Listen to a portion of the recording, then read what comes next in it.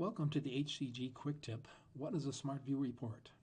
Contact HCG at www.harbinger-group.com or 763-785-1028.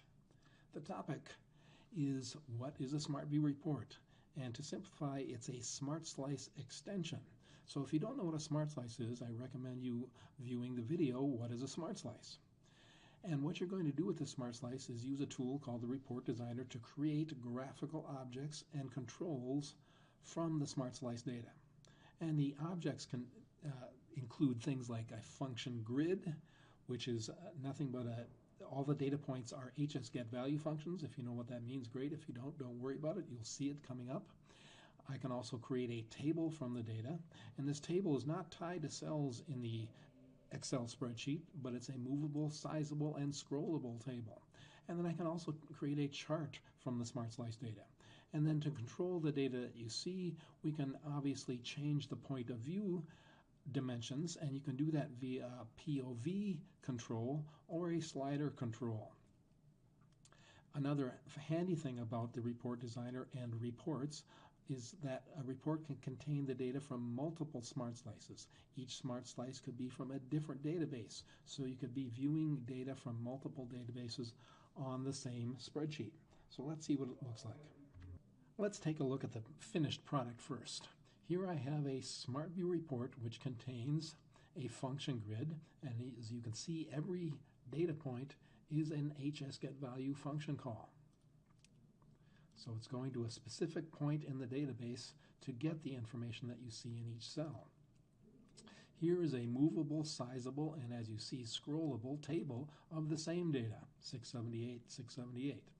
Here is a chart reflecting the same data. And here is a control where I can say, instead of looking at January, this is a slider control, and now I'm looking at the February data, 645, 645, not 678. And here I slide it to March, 675. And here's my Q1 data, 1998, in the COLA's sales intersection.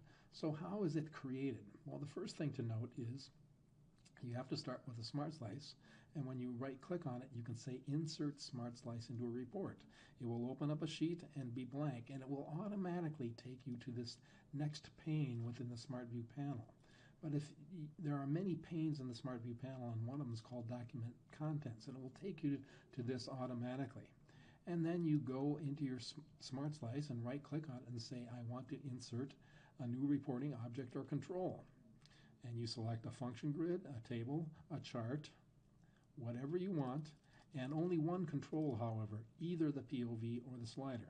The disadvantage of the POV is that it can only be used to change one POV dimension.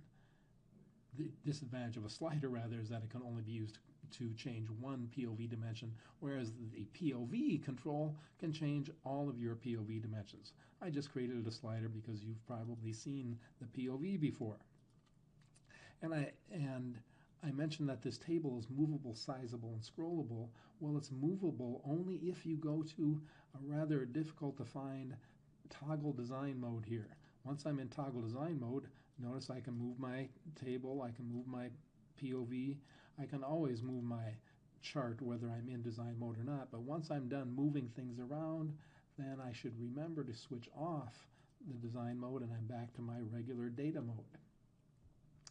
Another thing about this document contents window is to note that you can get specific information about the contents within the current document you're looking at. I'm looking at a workbook, and here are the contents in my workbook.